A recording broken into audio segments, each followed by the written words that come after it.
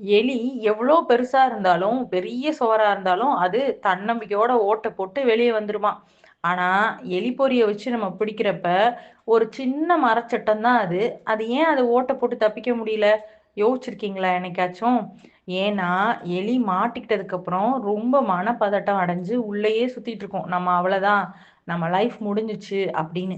அதே போல தான் ஸ்டூடண்ட்ஸ் ஆகிய நீங்களும் எக்ஸாம் ஃபியர்னால நல்லா படிச்சிருந்தாலும் ஒரு சிலர் என்ன பண்றாங்க, கேள்வி பேப்பர பார்த்தோனே பதட்டமாயி, குழப்பமாயி, என்ன எழுதுறதுன்னு தெரியாம எழுதி ஃபெயிலா போயிர்றாங்க. ஆனா, நினைவில் வச்சுக்கோங்க, ஒரு சின்ன 5 டிப்ஸ் பதட்டம் இல்லாம நீங்க இந்த எக்ஸாம அணுகணும்னா, உங்களோட எக்ஸாம்ல நல்ல மார்க் ஸ்கோர் பண்ணணும்னா, நான் சொல்ற இந்த 5 டிப்ஸ ஃபாலோ பண்ணுங்க.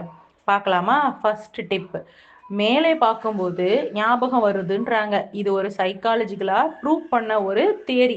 நினைவுகளை நினைக்கும் போது கண்கள் மேலோரமாக போகும்போதும் விஷுவல் மெமரி தூண்டப்படுதாம் மூளை வழியா.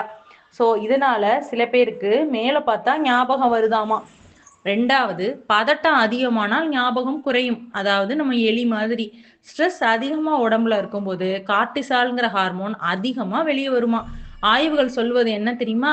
கார்ட்டிசால் அதிகமானால் மூளையில் உள்ள ஹிப்போகேம்பஸ் என்ற நினைவு பகுதி சரியாக வேலை செய்யாது. அதனால நல்ல நீங்க படிச்சிருந்தாலும் தற்காலிகமாக மறந்து போயிடுமா.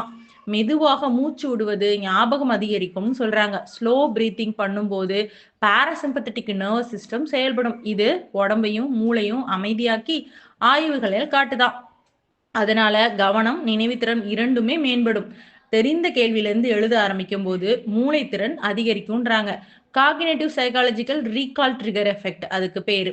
ஒரே தகவலை நினைவு கூற ஆரம்பிச்சோன்னா அதோட சம்பந்தப்பட்ட மற்ற தகவல்களும் மூளைகள் இருந்து எடுத்து வருமா.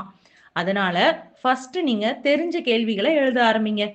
தன்னம்பிக்கை இருந்தால் மூளை நல்லா வேலை செய்யுமா. பாசிட்டிவ் திங்கிங் டோபமைன் என்ற ரசாயனத்தை மூளையிலிருந்து அதிகரிக்கும். இதனால மோட்டிவேஷன், மெமரி, ரீகால், கான்சென்ட்ரேஷன் என்ற எல்லாத்தையுமே இம்ப்ரூவ் பண்ணும்னு சொல்றாங்க ஆய்வுகள்.